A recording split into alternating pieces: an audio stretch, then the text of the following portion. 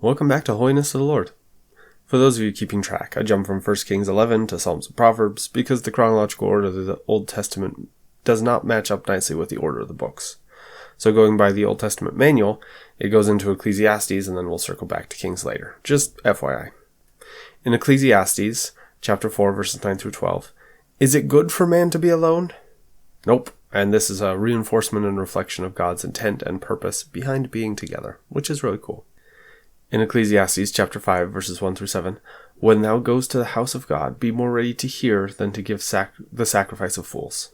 It's interesting that despite the Old Testament / tabernacle that was centered on ordinances and sacrifices, these verses seem to point towards the spiritual aspect of temple worship, and how that is far more important than the physical sacrifices themselves. It goes on to talk about how you should not be rash with thy mouth before the Lord, that the temple is a place of much talking, but that the things you say really matter, so focus on them. When thou vowest a vow unto God, defer not to pay it. Super interesting that even though there were physical payments made at the temple, this section seems to be pointing towards the more spiritual payments we make to God, that we keep our covenants and make payments of righteousness. And in verse 5, it is better to not make a covenant than to make a covenant and break it. For God will not be mocked, and bringing greater light into your life brings greater condemnation if you turn on that greater light. So you should be ready before you go to make covenants. Maybe some temple prep?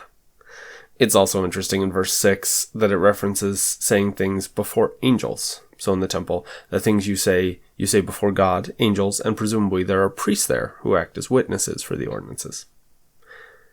In Ecclesiastes chapter 9, verses 8, let thy garments always be white, and let thy head lack no ointment. This is definitely a reference to the idea that our garments have to be made white through being washed in the blood of the Lamb.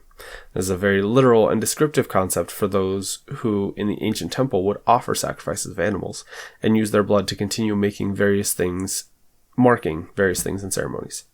And while you could say that ointment on your head is just an everyday thing of personal care, I'd argue that this is a strong allusion to the temple again, that just like Aaron and his sons were brought in and washed and anointed in the tabernacle, the Lord desires us to never lack anointment, for our heads to always be covered, which is cool because it's very reminiscent of the modern day yarmulke and being clothed in God's power and in his covenants.